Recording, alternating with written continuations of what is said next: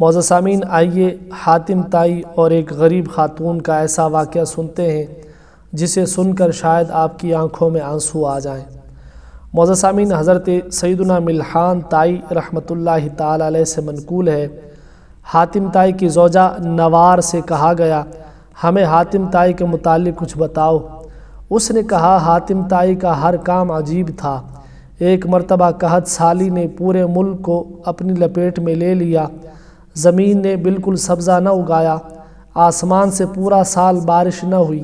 بھوک اور کمزوری نے دودھ پلانے والیوں کو دودھ پلانے سے روک دیا۔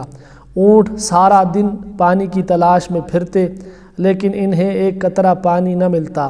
ہر ذی روح بھوک اور پیاس سے بے تاب تھا۔ ایک رات سردی نے اپنا پورا زور دکھا رکھا تھا اور ہمارے گھر میں کھانے کے لیے ایک لقمہ بھی نہ تھا۔ ہمارے بچے عبداللہ، عدی اور صفانہ بھوک سے بلبلا رہے تھے۔ اللہ کی قسم، ہمارے پاس انہیں دینے کے لیے کچھ بھی نہ تھا۔ بچوں کی آہ و بکا سن کر ایک کو حاتم تائی اور دوسرے کو میں نے گود میں اٹھا لیا۔ ہم انہیں کافی دیر تک بہلاتے رہے لیکن بھوک نے ان کا برا حال کر رکھا تھا۔ بالآخر رات کافی دیر بعد تھک ہار کر دونوں بچے سو گئے۔ ہم نے انہیں ایک چٹائی پر لٹا دیا، پھر تیسرے کو بہلانے لگے۔ بالآخر وہ بھی سو گیا۔ حاتم تائی نے کہا، آج نہ جانے مجھے نیند کیوں نہیں آ رہی۔ پھر وہ ادھر ادھر ٹہلنے لگا۔ رات کی سیاہی کو آسمان پر چمکنے والے ستارے دور کر رہے تھے۔ جنگلی جانوروں کے چیخنے کی آوازیں فضا میں بلند ہو رہی تھیں۔ ہر چلنے والا مسافر ٹھہر چکا تھا۔ رات کا پرہول منظر بڑھتا ہی جا رہا تھا۔ اچانک ہمارے گھر کے باہر کسی کی آہٹ سنائی دی۔ حاتم تائی نے بلند آواز سے کہا، کون ہے؟ لیکن کسی نے کوئی جواب نہ دیا۔ میں نے کہا، ہمارے ساتھ یا تو کسی نے مذاق کیا ہے یا کوئی دھوکہ ہونے والا ہے۔ میں باہر گئی اور حالات کا جائزہ لے کر واپس آئی تو حاتم تائی نے پوچھا، کون ہے؟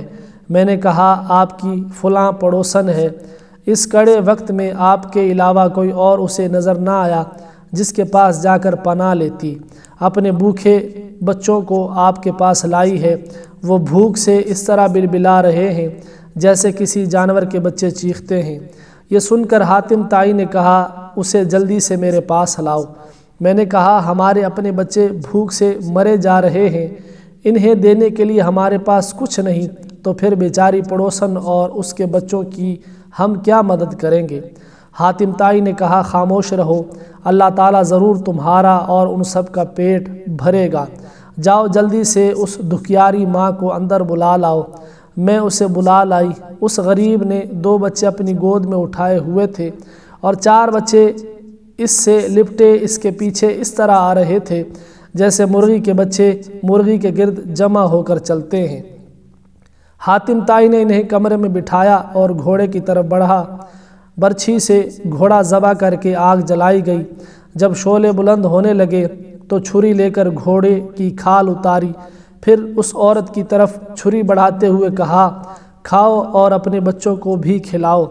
پھر مجھ سے کہا، تم بھی کھاؤ اور بچوں کو بھی جگا دو تاکہ وہ بھی اپنی بھوک مٹا سکیں۔ ہماری پڑوسن تھوڑا تھوڑا گوشت کھا رہی تھی۔ اس کی جھجک کو محسوس کرتے ہوئے حاتم تائی نے کہا، کتنی بری بات ہے کہ تم ہماری مہمان ہو کر تھوڑا تھوڑا کھا رہی ہو۔ یہ کہہ کر وہ ہمارے قریب ہی ٹہلنے لگا۔ ہم سب کھانے میں مصروف تھے اور حاتم تائی ہماری جانب دیکھ رہا تھا۔ ہم نے خوب سیر ہو کر کھایا لیکن باخدا حاتم تائی نے ایک بوٹی بھی نہ کھائی، حالانکہ وہ ہم سب سے زیادہ بھوکا تھا۔ صبح زمین پر ہڈیوں اور کھروں کے سوا کچھ نہ بچا تھا۔ معزز سامعین، امید کرتا ہوں کہ آپ کو ہماری آج کی یہ ویڈیو پسند آئی ہوگی۔ ملتے ہیں اگلی ویڈیو میں، تب تک کے لیے اللہ حافظ۔